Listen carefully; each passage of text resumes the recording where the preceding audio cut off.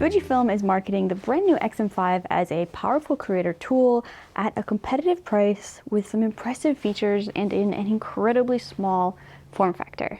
And so today I want to take it out of the house and kind of get a better feel for the user experience of the X-M5 paired with the kit lens specifically.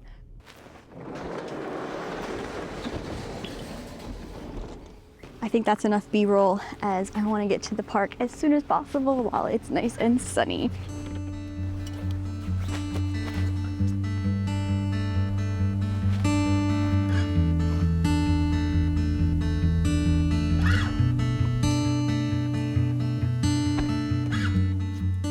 Unfortunately, there is a slight breeze, and I just so happened to forget my little wind muff for my DJI mic.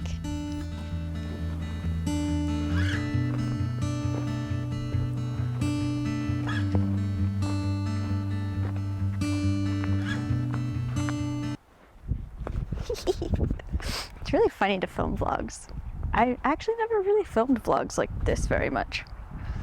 One of the major questions that I had for this system was, could your average beginner to intermediate content creator just walk into a store, pick up this set as is, the X-M5 and the 15 to 45 millimeter kit lens, and get a majority of their needs covered? Because the market for beginner-friendly content creator cameras is getting more and more competitive all the time.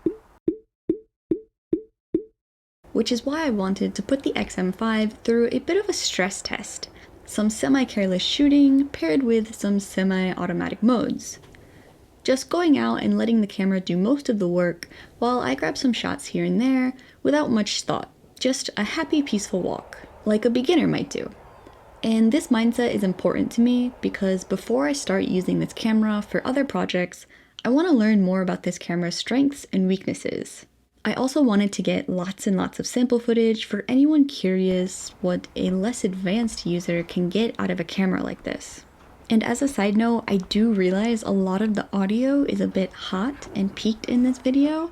I had turned down the gain on the DJI mic itself, but I think I need to further adjust the internal microphone settings in the camera, so I'll be testing that out while I prepare my full review. The place that I'm in right now actually is less of a park and more of a nature reserve. So there's a couple really cute ponds and a bunch of trails that you can walk around. And even though I grew up in this area, I never really explored it. I was a bit of an indoor kid. I liked to be inside. But the older I get, the more I like being out here. And particularly have grown to love places like this. It's quite dark over here, so this might be a good test of that low light performance, but we're going to try to confuse the autofocus here with this. I do have boxes around my eyes right now, but this I think is something that would confuse autofocus. Over here, I have some boxes on my eyes. We're going to come behind this branch here. Back out.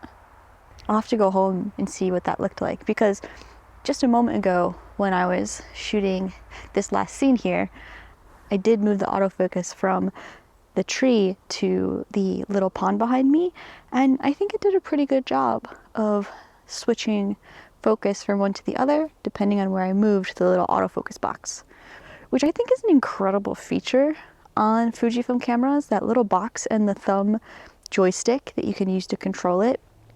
I think that works really, really well. I've really enjoyed using that. Oh, back there, I had the ND filter on pretty strongly. Probably didn't have to be that dark. That's my bad. I am gonna look for some sunlight though, because I'm getting chilly. I was really hoping that there'd be a place for me to sit down and do a little bit of recording, but it looks like everything's covered in snow. So I guess I'll just try to put the camera here. It's two breaks, I touched the ND. While I'm out here, I did want to tell a little bit of a story, kind of what has brought me to the X-M5.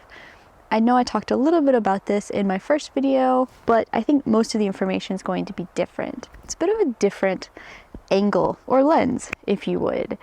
So I started my first channel in 2020, and I had absolutely no idea what I was doing. In fact, I couldn't even edit a photo on my phone more than cropping it. Like, I really knew nothing about cameras or videos, cinematography, zero. So my beginner videos, my early videos, are just riddled with rookie mistakes. And sometimes my videos still are, because I'm an anxious shooter. I will rush to get a shot if I'm afraid someone's going to see me. That's something that I have to work on personally. But my work was rookie and amateur for sure, and to a certain degree it still is. You know, I'm a hobbyist. Should we go in there for a second? My early videos are just riddled with rookie mistakes. The video was too dark, my voice was too quiet. Sometimes I would set my GoPro into time-lapse mode by accident and miss a very important shot. I would forget to charge my batteries, or I would forget the cord to my microphone. That happened to me on multiple occasions. Just full of mistakes. Mistakes that you learn from and you try not to repeat, but sometimes repeat. But speaking of forgetting to bring a microphone, right now the camera is about three or 4 feet, about 3 feet away from me, and this is what the internal microphone sounds like with no wind cover. Just in case if I had forgotten a microphone, was sitting in a rather echoey room with water dripping, snow melting off the roof, what that would sound like if I was in a pinch and didn't have my microphone, since I do have the setting of the mics directionally facing me. So hopefully it's doing a decent job of picking up my voice, and we'll see just how clutch this feature might come in on a day that I make a rookie mistake and forget my microphone. Or if I want to keep my setup super tiny and not even bring a microphone. But I have my phone here. I'll show you. It's backlit, but the setup is tiny. Here's a little photo. The setup is small. So learning how to shoot videos and photos was somehow at the same time absolutely terrible and incredibly fun. But like I mentioned in my first video, as I got better at making videos, I really wanted to improve them, and I kind of dove deep into attempting to improve them through gear and just becoming really obsessed with optimizing both my kit and my process. And spoiler, it didn't really go that well.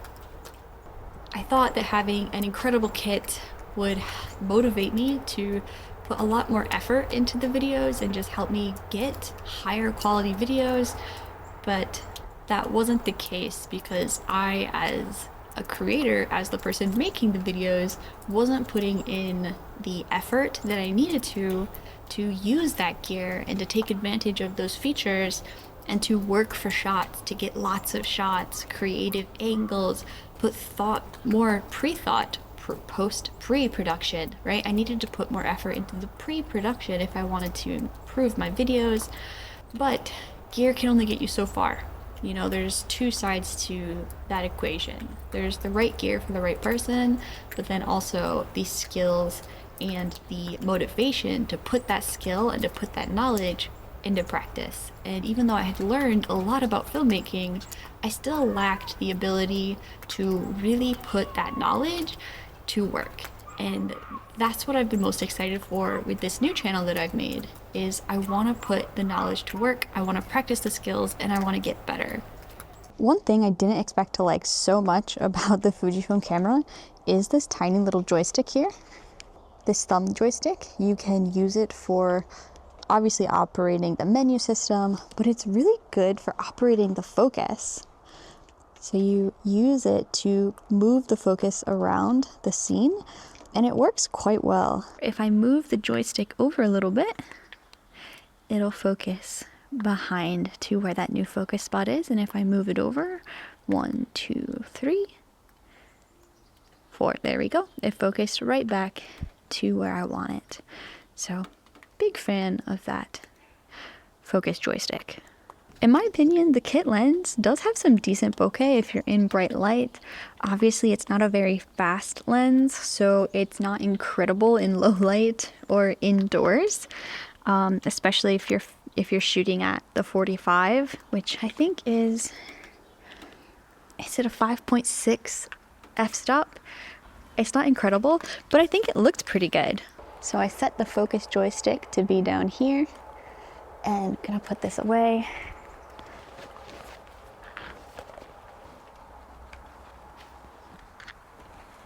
Ooh, my hands are getting cold the longer I'm out here. Just grab a quick little B-roll shot of me looking out into the distance. Though I don't think you can see my head. Kind of have my camera tilted. Shoot. Oh, there we go. One angle I've used a lot in my skate videos is the one where I just kind of kneel down and talk to the camera.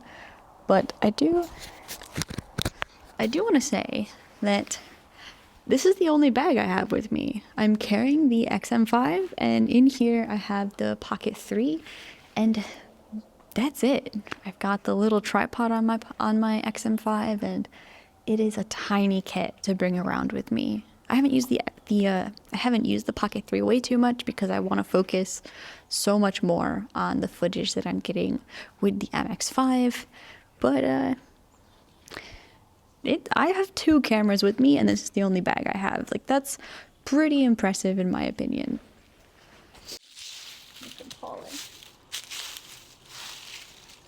I have the focus set on the leaves right there. Piled those leaves up, and let's add a second shot to that earlier look out and gaze one. Yeah? Let's just turn this into a little B-roll sequence.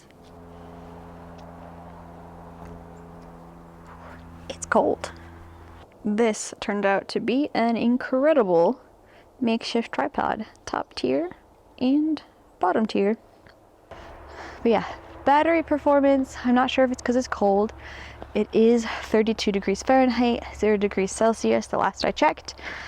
But I don't think these batteries are particularly impressive in any weather. But in a nutshell, the batteries are getting me through the video, but they're not super impressive by any means. They're pretty good for photography though. I went out and I shot quite a bit one night, and one battery lasted me the entire evening. I think I only used half the battery. So I think for street photography, or for photography in general, if that's what you're getting this camera for, the batteries are decent. For continuous 4K video shooting, probably not as much. I actually forgot to try any stabilization modes during this walk, and some shots couldn't quite be saved with post-stabilization, so I did go back out to get a better feel for the stabilization modes. I think that holding the camera for kind of floating tripod shots were pretty well controlled, both in camera and with the stabilization in post. But there was a significant crop when you use the in-body optical stabilization with the digital stabilization. And looking at the footage, I felt that brief walking or standing without any stabilization were pretty usable for my standards. But holding the camera and walking forward through a scene is just not a strong suit for this camera in any of the stabilization modes. Of course, it depends on how long you want the clip to be and how important it is to you. But I definitely think you would want a gimbal to get significant walking shots with this camera. I'll have to try a few more things to see if I can get any better performance out of the stabilized shots while walking, including improving my own form. You can see that I'm not doing a great job at holding the camera steady, but this camera definitely excels at stationary shots. I have to say, I think the thing I love about this camera the most, and what I was hoping would be the case, turned out to be true. I'm at the park, obviously, but a family came, and normally, if a family had come to the park when I was filming or something, I would have just put my camera away and gone home. But just now, instead, I just switched over to taking a couple photos, waited for them to pass, and then brought my camera back out. And I'm not terrified of them seeing me use this camera the way I was in the past of being seen using a camera. And it feels good. It feels good to be able to go out and have those anxieties be settled a little bit more than if I was using a different camera. So that is really exciting. So the field test ends here, but I'm going on a short vacation this weekend where I'll be able to get a lot of good sample footage and try out more features. So I'll be back with a much more in-depth look at this pairing and a more nuanced opinion. If you have any questions, let me know. I'll be writing down ideas in a little notebook as I go. Until then, I hope you're doing well.